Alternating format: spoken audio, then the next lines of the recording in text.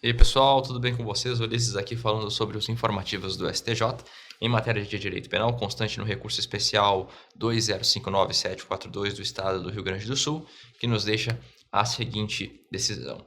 Embora o ANPP não gere reincidência ou maus antecedentes, isso não implica necessariamente no reconhecimento de bom comportamento público e privado para fins de reabilitação criminal. Traduzindo, nós temos a seguinte conclusão. A celebração de ANPP pode afastar a circunstância de bom comportamento para fins de reabilitação criminal. Essa é uma informação importantíssima, um tanto quanto contraintuitiva, uma vez que o ANPP é um acordo celebrado durante a fase de investigação, normalmente, ela fica ali entre a investigação e o não oferecimento da denúncia. O ANPP é uma alternativa ao não oferecimento da denúncia e não é uma alternativa em relação ao inquérito. Tá bom? Essa é uma questão muito importante. Na medida em que caiba inquérito, não caberá a NPP. Se é preciso arquivar, arquivado será. Não se celebra a NPP quando há possibilidade de inquérito. Mas, quando há possibilidade de denúncia, cumpridos os requisitos, o NPP é uma alternativa de justiça negociada do direito penal, em especial para casos que não há violência ou grave ameaça, numa tentativa de trazer um direito penal que passe por penas e por sanções não necessariamente encarceradoras, que não passe necessariamente pelo estabelecimento penal.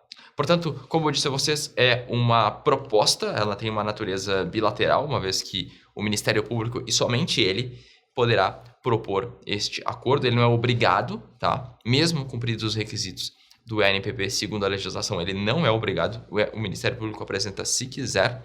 E este acordo, por ter sido eventualmente celebrado se o investigado aceita antes do oferecimento da denúncia, é incapaz de gerar maus antecedentes e reincidência. Lembrando que maus antecedentes e reincidência são fenômenos nascidos a partir da condenação já transitada em julgado com pena já extinta, ou seja, já houve o cumprimento da pena, sendo que a reincidência se opera até 5 anos depois do término da extinção da pena. Então, se eu terminei de cumprir a pena em 2023 e cometer um crime até 2028, eu serei reincidente, e depois de 2028, se eu cometer um crime em 2030, por exemplo, aí eu terei simplesmente um mau antecedente. Mas reincidência e maus antecedentes não existem em relação a quem celebrou o ANPP.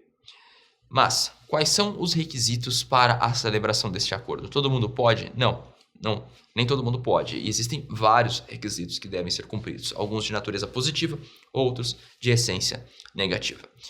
Não é possível caber arquivamento, uma vez que o arquivamento, seja por atipicidade, inexistência da conduta, causa excludente de ilicitude, causa excludente de culpabilidade, demonstra um desinteresse na persecução estatal, e atestado esse desinteresse, não há lógica em celebrar o NPP. É preciso a confissão, e essa confissão ela precisa ser uma confissão total, voluntária, tá legal? É a pena necessariamente inferior a 4 anos, conforme a teoria da pior das hipóteses, a qual informa que as causas de aumento e de diminuição precisam estar nos seus percentuais máximos, ou seja, usando como exemplo, máximo de 2/3 de aumento, máximo de 2/3 de diminuição. Atenção que a pena é inferior a 4 anos, não é igual ou inferior a 4 anos, é inferior.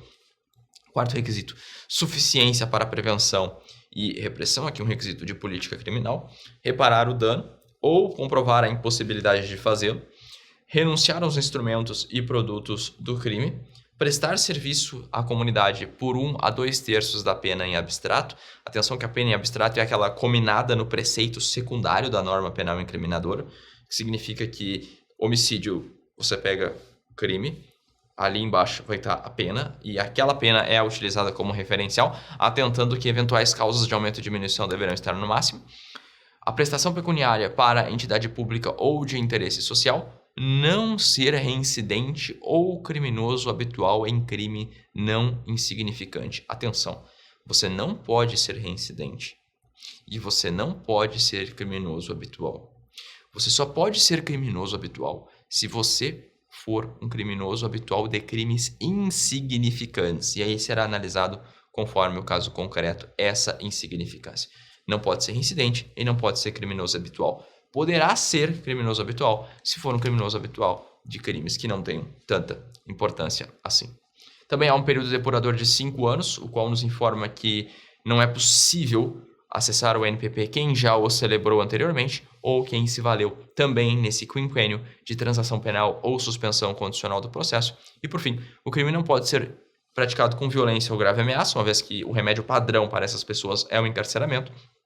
E tampouco não pode incidir na Lei Maria da Penha por uma incapacidade axiológica, ou seja, se você for interpretar o NPP, você for interpretar a Lei Maria da Penha, eles não combinam, eles não se casam, e portanto não é possível que você imponha o NPP para uma pessoa que esteja perseguida processualmente dentro dos termos da Lei Maria da Penha. Bom, encerrada essa breve síntese sobre o NPP, trabalharemos agora com a reabilitação.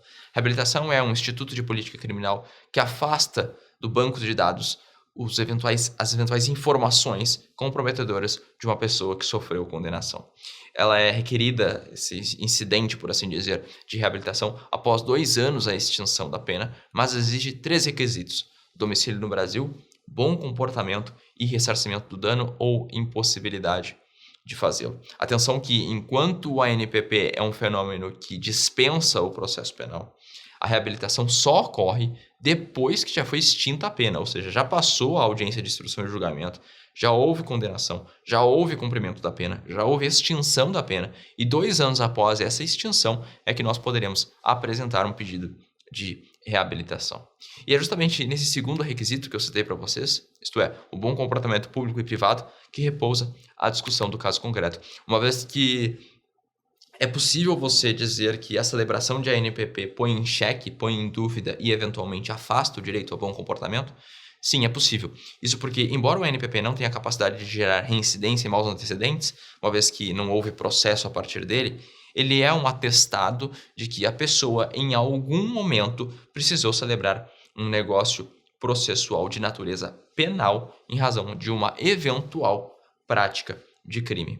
Atenção que eu estou falando de eventual prática porque não houve processo penal, então nós não podemos falar em certeza, mas nós podemos falar que houve sim uma espécie de transação, uma espécie de negociação para que não haja um processo penal.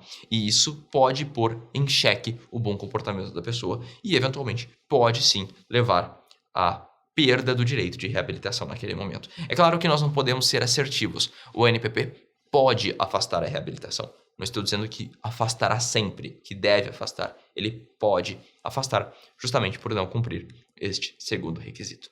Perfeito, meus caros? Um abraço e até mais.